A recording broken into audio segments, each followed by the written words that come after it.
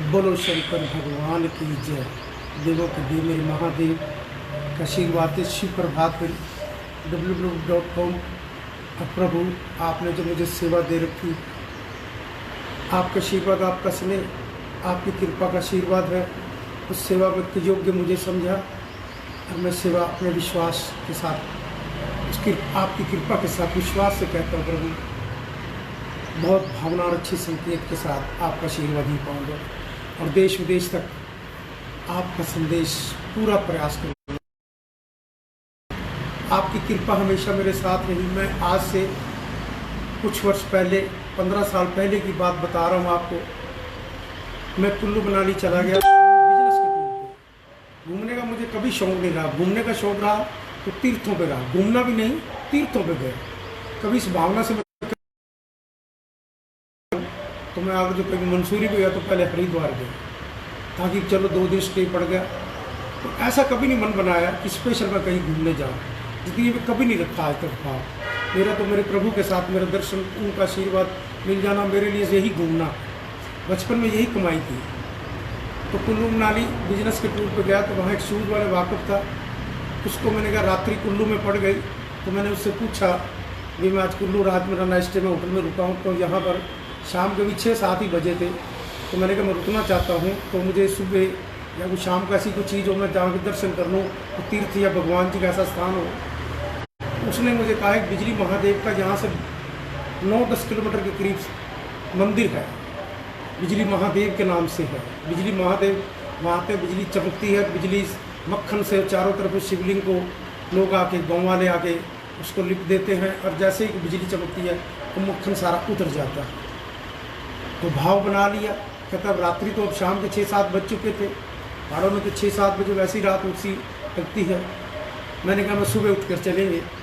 मैं फिर मेरा सिर्फ ड्राइवर था, हम 2 ही लोग।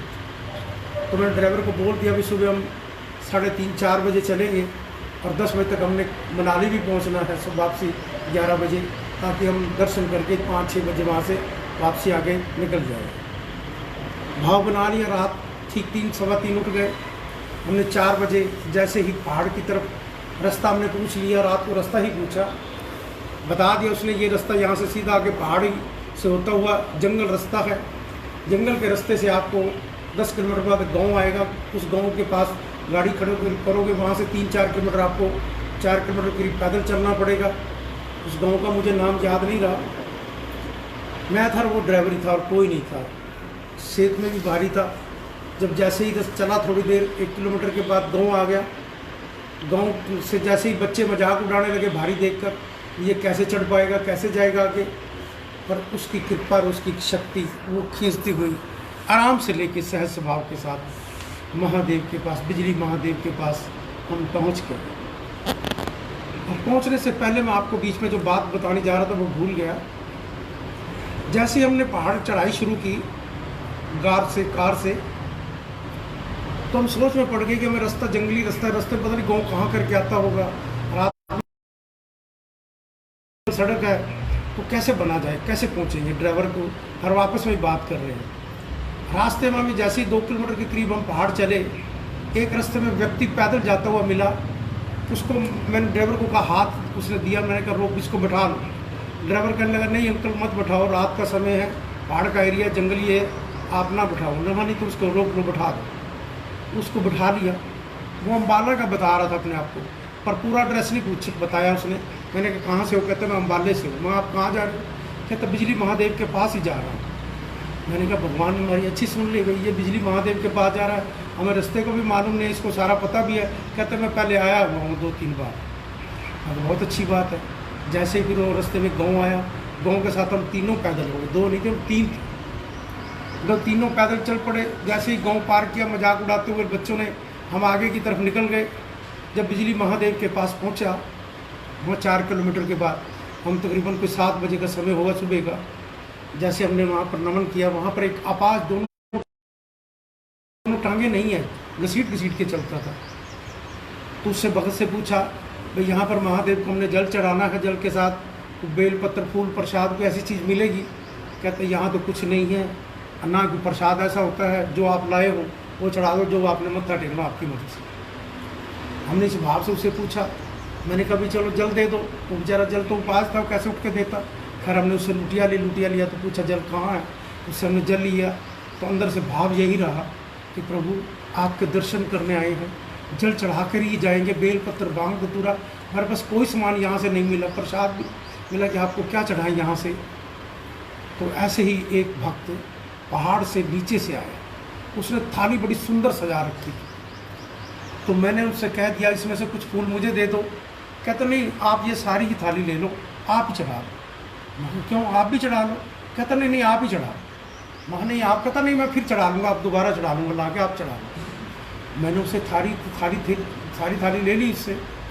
जैसे ने मुझे सारी थाली दे दी, पर सजी सजाई बड़े सुंदर तरीके से, उसमें सारा सामान भगवान जी का भांग धतूरा, आग, चावल भी बीच में। अरे मेरे महादेव की कृपा का कैसा भाव होगा। जैसे ही मैं जल चढ़ाने की तरफ चला तो उसकी मैंने सोचा कि उसको थाली कुछ सामान वापस तो दे, जो मेरे को दिया इसमें फूल डाल के, इसको वापस तो दे दूँ। देखा तो बाहर मुझे दिखाई नहीं दिया। मैं उस भक्त से पूछता रहा, मैं आपने एक भक्त मुझे दे रहा था। कहता मैंने तो नहीं देखा। मैं ये थाली अगर जो आएगा भक्त उसको दे देना। उसने कहा ठीक है मैं दे दूँगा। वो जो अम्बाले वाला था वो भी साथ था, उसको भी इस चीज़ का पता नहीं, कुछ समझ नहीं आया चक्कर का।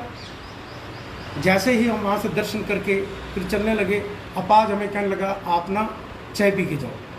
अपाज था बेचारा, चुनने तक बड़ी मुश्किल पहुँचा।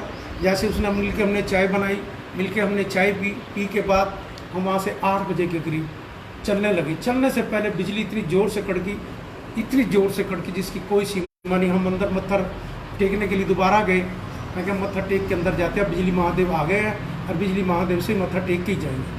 जैसे हम अंदर की तरफ मत्था टेकने के लिए चले गए तो बिजली महादेव का संकेत बिजली की तरफ छू के जाती है। तो बिजली छू के हमसे 1 सेकंड 2 सेकंड की गेम में ही रह गए। वो बिजली छू के महादेव को आगे निकल गई। जैसे ही वो बिजली निकल गई चली गई, उसके बाद में वहाँ से चल पड़े हम तीनों वापसी की तरफ।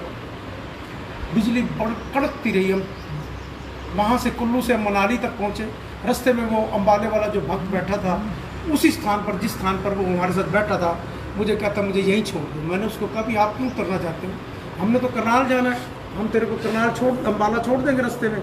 कहता नहीं आप मुझे यहीं छोड़ो। मैंने उसको बहुत कहा, वो माना नहीं, वो भक्त नहीं माना मेरे से, वो उतर गया। जब मैं मनाली पहुंचा, मनाली भी बरसात, वही बिजली कड़कती। मनाली से मैं रात दोपहर को 12-1 बजे करीब वापसी चला। रात को 12-1 बजे तक करनाल आया तो ऐसे ही कड़कती हुई बिजली तक चलती आई, बादल बरसते रहे। फिर जब घर आके पहुंचा तो तब सारी सोच आई कि वो कौन था जिसने तेरे को बेल पत्र भांग धतूरा दे, नहीं समझ आई। और वो बिजली कड़कती दूर तक घर छोड़ के अंदर जाके चढ़ती रही जब तक मैं सोया नहीं। तो कौन थी बिजली महादेव देवों के थे।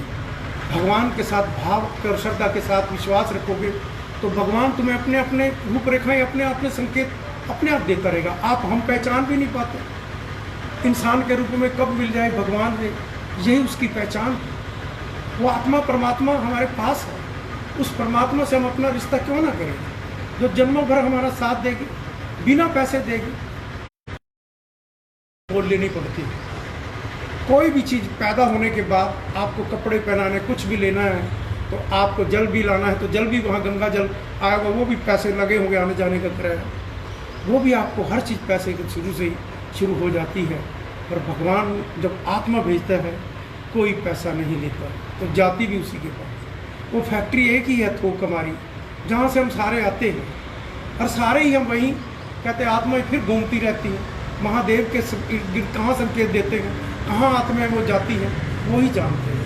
पर आते उसी की कृपा के साथ, जाते भी जब उसने बुलाना है जाना, तो जाते हुए जिसने आत्मा को भेजा कम से कम उस मानस चोले में तो उसका प्रभु का सिमरन कर ले। और किसी चोले में आप भगवान का सिमरन नहीं कर पाओगे, इसी मानस चोले में।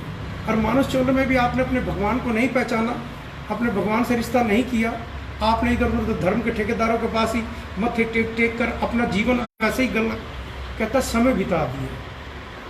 जिसने जीवन में अपने माँ बाप की सेवा, ध्यान रखना, माँ बाप की सेवा, बड़ा आज्ञा का पालन किया हो और भगवान शिव को सीधा पूजा हो, भगवान को, श्री राम को, श्री कृष्ण को, साईं बाबा को, गुरु नानक देव को, जिन्होंने भगवान से 10 गुरुओं का देश माना हो, तो याद रखना, सोचना, उसने मानुष चोले में ना जीवन को अपने सफल बनाया और जीवन को अनमोल बनाया।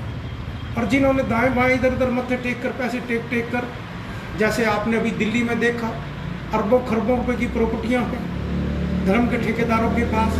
इसी तरह पहले भी कुछ देख लिया आपने टेलर, और आगे भी ऐसे कई हैं जो बकाए रखते हैं हमारी भारत माँ की जनता को, उस भारत माँ की भोली भाली जनता को। कहता किसी दुकान पे ना सामान लेने जाते हो ना, वो दुकान में कुछ सामान को थोड़ा हो सकता है सस्ता लिया हो उसने, महंगा बेच दे, सामान तो दिया होगा, हल्का बेच दे, सामान तो दिया होगा, पैसे लिए होंगे। पर उस दुकान पर जहाँ आप पैसे देकर मत्था टेक कर आते हो, उस दुकान पे तो माल ही सारा झूठा हो। वो कहते हैं हम भगवान हैं, और भगवान है नहीं। यही इसी चीज़ का देश के अंधकार है। इसी की ही वजह से ही, इसी बड़े बड़े नेताओं की वजह से, बड़े बड़े देश के जो विदेशों में अपने आप को सारे अहम समझते हैं, वो आज मेरे देश के प्रधानमंत्री के सारे मित्र बने हुए, जो अपने आप को एटम बम, हवाई जहाज, पता नहीं क्या क्या, तो मेरे पास इतनी दौलत है, मैं उस देश को ख़त्म कर दूंगा, उसको कर दूंगा। वो सारे घुटनों के बल, प्रभु ने सबकी औकात उक्कत बता दी, घुटने के बल सबको जीवन पर खड़ा कर दिया। और धर्म के ठेकेदारों को भी बता दिया, तुम्हारे पास कोई भगवान हो तो दिखा दो कुछ। कभी आपको समझ आ चाहिए भारतवासियों, कोरोना महामारी का कारण ही ऐसे लोगों को, जो वो अपनी झूठी दुकानें खोले और हम कुछ अनाड़ी लोग पहुंच जाते हैं उनके पास, गलती करते हैं, जिसकी सजा से हमें कोरोना महामारी जैसे संकटों को हमें झेलना पड़ता है, सारों को झेलना पड़ता है। अब कोरोना का महामारी होगी, 10 को होगी, और बीमारी सारे शहर में, वो सारा करनाल या कोई भी जहाँ जहाँ शहर में होगी, सारा सील होगा, ब्लॉक होगा। उसके लिए हम अपनी सुविधाएं, देश का जो मेरा प्रधानमंत्री कहता है लक्ष्मण रेखा को पार नहीं करना, 2 गज की दूरी जरूरी है, मास्क पहनना, हैंड वॉश बार बार साफ करना। अब आपको इस जीवन के साथ चलना होगा, चलना ही पड़ेगा। अपनी दूरी, अपने जीवन का सामान तुम्हारे पास है, ड्राइवर गाड़ी जैसे चला रहा हो तो उसको पता है अगर तो मेरा ध्यान बटाते इधर उधर एक्सीडेंट में मेरी मौत होगी। इसी तरह मौत तो नहीं, इसमें बच जाओगे, पर फिर भी अपने परिवार को कष्टों में झेलोगे। कौन कौन इस घेरे में आएगा, रिश्तेदार, परिवार आएगा, सबको इस कोरोना महामारी से बचने के लिए एक ही रास्ता है, अपने आप को संभालना और ओम नमः शिवाय का जाप करना। दवाई का साधन उसी के पास है, वही देगा, दुआएं भी वही देगा, आशीर्वाद भी वहीं से मिलेगी, और कहीं से कुछ भी मिलने वाला नहीं है। आप, हम सारे भारतवासी, सारे संसार, मेरे देश के प्रधानमंत्री जी, आप प्रयास करना, हमारे देश में तो हमारे देश का तिरंगा हाथ में हो। अब 31 लॉकडाउन जैसे आ रहा है, आपने आगे क्या संकेत देना है, वो जैसे मेरे देश की प्रभु की कृपा होगी, और मैं महादेव से भी और आपसे, सारे भारतवासियों से, उस देश के प्रधानमंत्री जी, आपसे ये मैं निम्न प्रार्थना कर रहा हूँ, और महादेव का तो आदेश होगा, मेरी प्रार्थना कि आप एक बार सारे संसारों जो मित्र बनाए ना, विदेशी देशी भी, उनको भी ओम नमः शिवाय का जाप करो। कितना बड़ा संकेत जाएगा सारे विश्व में। क्यों नहीं मेरे महादेव, आपने तो इस पालकी से जन्म लिया, आपकी क्यों नहीं मानेंगे। मैं भी आपके साथ, आपका साथ दूंगा, प्रभु के साथ, देवों के देव महादेव के साथ। महादेव का कोई भी कार्य होगा वो साथ दूंगा जो दुनिया देखेगी, ये मेरा विश्वास रखना। आप मेरे महादेव कृपा करेंगे, कोरोना महामारी यहीं से कोई दवाई मिलेगी। हम मिलकर प्रयास करें। ओम नमः शिवाय, ओम नमः शिवाय, ओम नमः शिवाय। कष्टों को मिटाए, कष्टों को पी जाए, नीलकंठ कहलाए। ओम नमः शिवाय। बोलो शंकर भगवान की जय, बोलो भारत